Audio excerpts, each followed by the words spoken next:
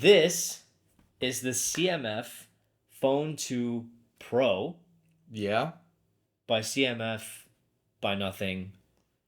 By something. Yeah.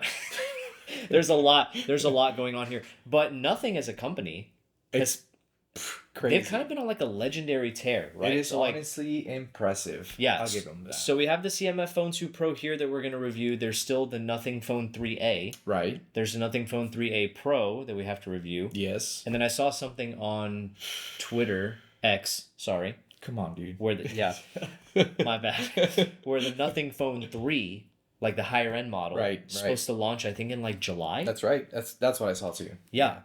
So Nothing as a company has kind of been on a legendary tear. This phone, just to preface, is $279. That is a true budget phone. And it's really good. You know how sometimes companies will try to do something and they try to push a specific feature saying that this is the new thing, this is the new wheel for smartphones, and they do it and it doesn't do great because they're still charging $1,000. Yeah. This is one of those times that I'll say this is different and it's worth trying out because you're not risking your whole paycheck on one phone. Yeah. And of course, it's not a perfect smartphone. There isn't a perfect smartphone out there. But for $279, I can't be mad at the faults that it You has. should not be mad at this phone. Yeah. You ready? Let's do it. Let's get into the details. Now, I know we kind of joked about it, but when it comes to this phone, we're being for real. I think we gotta truly accept the fact that you're not gonna get the best of the best, top of the line quality chips and materials and features and all these gadgets that are coming in the phone because it's under $300. And just that right there should give you an understanding of, hey, you know what? This is cheaper than an iPad. This is a third of a price of a base model iPhone. And you're getting so much. It's a great price, exactly.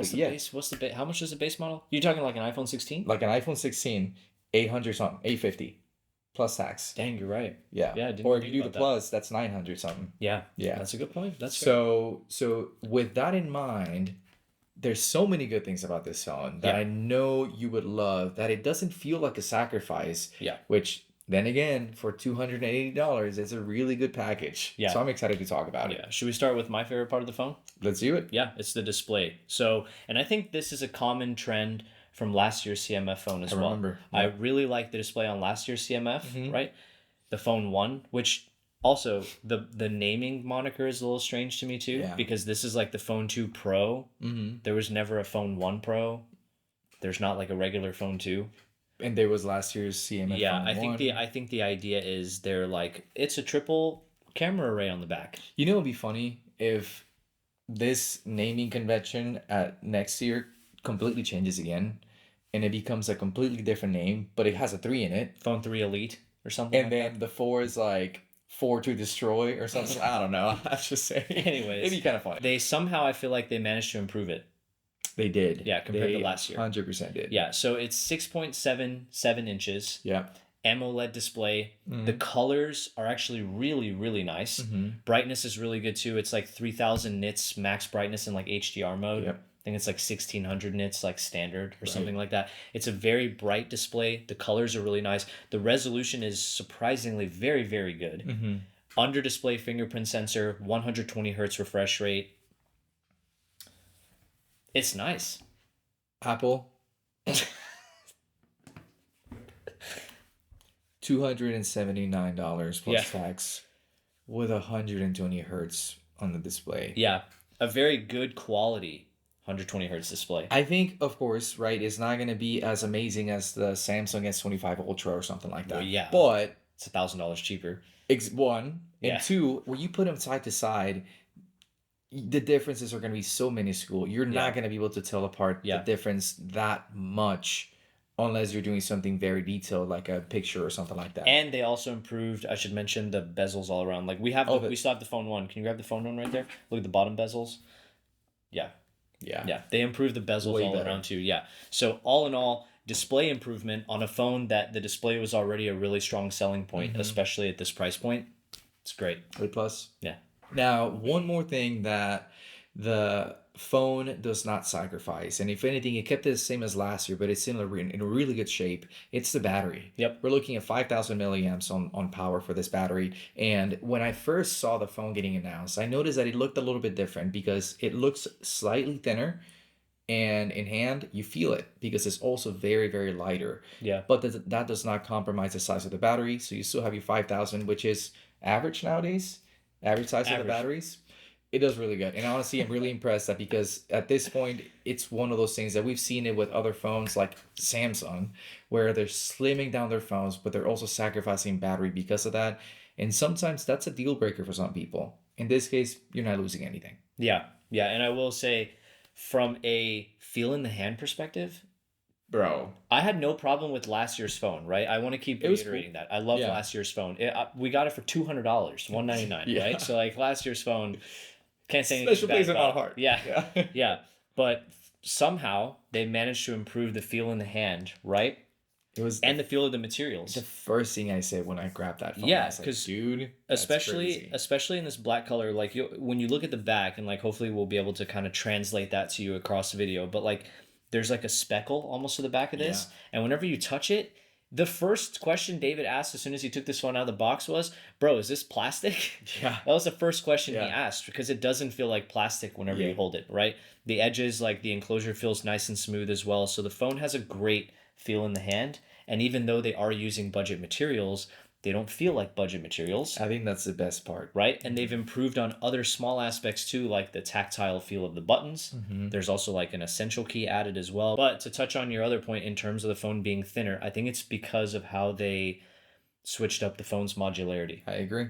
So last year on the CMF Phone 1, you could undo the little circular thing on the bottom right corner, and then you could take the screws out, and you could actually remove the back panel entirely, right? And you can swap on different panels, you could swap on different accessories and stuff like that. The Phone 2 Pro takes a little bit of a different approach. You still take the circular thing off, and you still take the screws out, but instead you're going to attach things onto it rather than take the back piece off. Yeah. So that probably gave them an opportunity to slim down the phone, but like you said, they maintained the battery size of 5,000, which is really good. And some of the accessories you can buy on there are pretty cool too. It all starts with like snapping on a back piece first, like a back plate first, and then you can even buy like fisheye lenses and like macro lenses for the camera and stuff like that. You could buy like a MagSafe style wallet.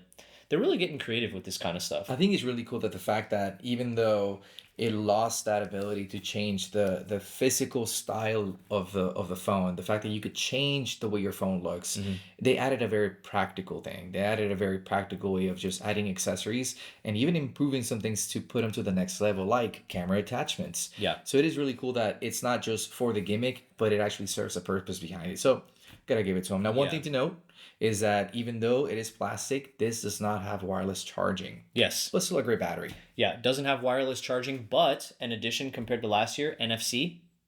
So you can now do like Google Pay, tap to pay payments whenever you're in store, which is something you couldn't do last year. Yep. With an IP57, I don't want to say like a full water. Yeah, like it's like it can take a splash, but like please just you could just screws off. Maybe not bring in your water. Please be careful with the phone still, but I got no complaints. Even from like a hardware and feel in the hand perspective, I have no complaints. And it looks great. Yeah. And can I also just say, from a software perspective, nothing absolutely smashes it out of the park. They did something. It's nothing. So like the software that comes on the Pro 2 is slightly different from the CMF 1. Yep. Right? So the CMF 1, I believe, is running Nothing OS 3.0. This one comes with an update to 3.2 out of the box. So there are some slight differences whenever you're using it. But I have to say, for a budget phone this cheap, nothing absolutely smashes it out of the park whenever it comes to the software experience. It's so smooth. It's so fluid. I love the dots kind of UI that it has. Yeah. And I love how simplistic Nothing approaches their UI. I said the same thing about the Phone 2, the Nothing Phone 2 last year. Remember? The software on that was absolutely fantastic too. And I love how it tries to create like a distractionless software experience for you that is still really, really functional. So hats off to Nothing. The software experience, even on a phone this cheap, is absolutely fantastic. And I think they're doing a really good job of like OS support too. I think it's like 3 years of major OS updates and like 6 years of security updates. That's pretty good. On a phone that cheap, that's stellar. Yeah, they're maintaining it for sure. And I mean, ultimately, it is all driven by the internals, which this phone comes with a slightly better processor than last year. Yeah. We're looking at the MediaTek Dimensity 7300 Pro 5G. Yeah. So that's a new addition. And when we look at the specs on paper, they don't look that impressive. And if anything, we compared it and we looked at numbers and we ran different simulations, and we're looking at a chip that's equivalent to something that came out 4 or 5 years ago. Yeah, it benchmarks very similarly to the Snapdragon 865, which was the Yeah. flagship processor 5 years ago. Yeah. So ultimately, you are not going to get a top of the line chip. You're not going to get something that's going to blow anything out of the water. But at the same time, it's good enough because even 5 years ago, which sounds crazy to say, but 5 years ago, those chips were crazy powerful already. Yeah. So it's not like you're losing something that it's going to limit you and not allow you to do certain things. Yeah. If anything, you can do everything. Can you do it to the same extent and length? Maybe not, but you can still do a lot. And Yeah. ultimately, even when I started using this one and trying it out, one of my concerns when it comes to budget devices could apply to anything, could apply to phones, iPads, or computers.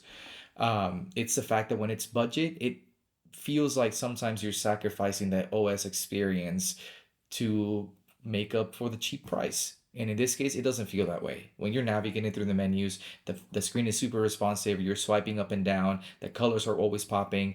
It doesn't feel cheap. Yeah. And ultimately, that's what matters. So even though the paper says one thing, the experience will say otherwise. Yeah. When I think about the demographic of, I mean, the phone could really be applicable to anybody. Right. But when I think about the demographic of folks that might want to gravitate towards this phone, right, they're probably going to use it for your basic stuff, your web browsing, your texting, your phone calls, watching YouTube videos, maybe playing some light games. Like even on last year's phone one, I was playing like Dragon Ball Z games. Right, And they were playing just fine, like with Yeah. no performance issues whatsoever. So I think for what most people are going to gravitate to this phone for it to do, the processor that it comes with is just fine. And as Yeah. far as other internal specs, 256 gigs of storage, 8 gigs of RAM. Right. That's the base that's available here in the United States, which I actually think that's Even- another one where you might want to look at the camera and be like, hey, Apple, Hey, Apple. Take some notes. yeah, let's drop the 128 gimmick, okay? Because I mean, at So 279 depressing now. base That's price, crazy. base storage 256 at $279. Yeah. I'll take that all day, every day. Mm-hmm.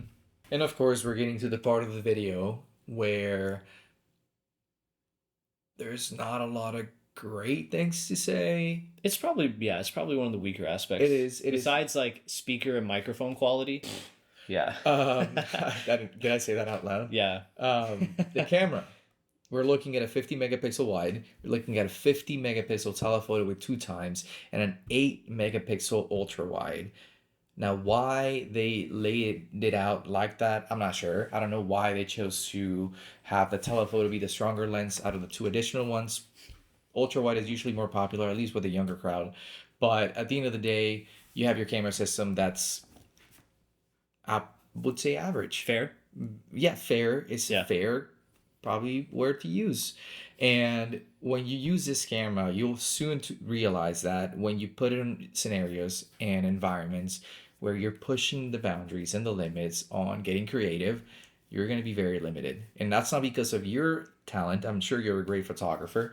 It's because there's limits on how much this phone can capture and encompass in a picture when there's a lot of highs and there's a lot of lows. Just because the high dynamic range is not that good. And if anything, when you take pictures with these phones, it kind of feels like there's a lot of contrast, almost to the point that it's like over sharpened to compensate for the lack of sharpness in the picture. Kind of Not blurs sure. out the images too, like It- with the light and stuff. Yeah. Right, the harsh exactly. light and Like stuff, yeah. whites look very, very white. Yeah. You lose detail on the shadows for sure. So I mean, and we can keep going, right? At the end of the day, it's not an amazing camera system, but we're gonna say this again. We know that, and it is a $280 phone, and for what you're getting, this is an okay camera system. Yeah. Not the strongest. Yes. Yeah. Yeah, the You'll camera- be fine. The camera system is serviceable. Like David said, the phone is $280. I was not going into this expecting it to take good photos. And if you are, you know what? I Probably want to looking be at as the wrong optimistic as you are. yeah, probably looking at the wrong phone if you're looking at a phone with this type of display, with this kind of battery, with this type of software experience, and how it's all put together. Also thinking that it's probably going to come with a perfect camera. Yeah. Yeah. Yeah. But hey, it gets the job done, and It's that's all that matters. and that's literally all that Yeah, matters. gets Yep. the job done. All in all, though, I really liked last year's CMF Phone 1, Yeah. and I really, really like this year's CMF Phone 2 Pro because they improved a lot compared to the CMF Phone 1 and still kept it under $300. Barely raised the price. Yeah. Yeah. Yeah, 279. I think like the original, like I think when I got that phone last year for 199, it was a sale price. Right. I think the normal price for that phone is 239 here in the States. So 279, $40 increase, right? I'm not mad about that. And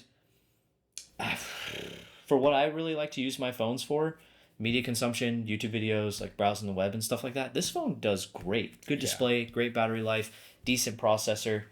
It gets the job done. Speaker and Terrible. microphone. So I should Speaker say- and microphone is kind of suspect. Okay, it's kind of suspect. I wasn't expecting it to have good speaker or mic quality on a $280 phone, but I will say this: whenever you go to buy this phone, at least at the time of us making this video, Yeah. they are offering 10% off like a pair of buds. Their buds are already cheap, like $50 or cheaper, if Yeah. I remember the price of their buds correctly. So do that. Or Right. if you have headphones already, use them. Yeah. Take advantage of that. Yeah. If you go into like the lab settings, there's even an option to turn on AirPod support. Yeah. Which is- I thought that's really cool. Yeah, I which is found that actually really, really surprising to see in case you have a pair of AirPods lying around. Yeah. But if you don't, I mean, there's still a plethora of options that you can get. Either way, the phone comes in what, like 3 colors? Yeah. Black, Safety orange. orange. Yeah. I'm sure. You know how Google has their like fancy names. Safety with their- orange? Yeah. Yeah. So the phone comes in 3 colors. I was right. Black, white, orange. Yes. Yeah. And the base storage, there's only one that you can get, 256 gigs and 8 gigs of RAM. Decent package, right, for $279. You're out the door. 100%. Yeah, that's absolutely fantastic. Now, we do, like we said in the beginning of the video, have to get around to the 3A and the 3A Pro. And then the random S25 Edge that Yeah. Samsung dropped recently. Yeah. That was unexpected. I'm not gonna lie. Plus, the 3 comes out in July. WWDC is around the corner for Apple. Yeah. I mean, if we all make it, I don't know, maybe the world might end by then, but we'll see. Right. If we make it, we're going to review a lot. And we're excited. I'm really excited. But if you're new here, consider subscribing to the channel because we have a lot more tech content coming your way. As Stay always, tuned. thank you so much for watching. Until the next one. We'll catch you in the next one. What do you mean the world is ending? You never know. Odds are low, All right. but never zero. I'm going to the gym.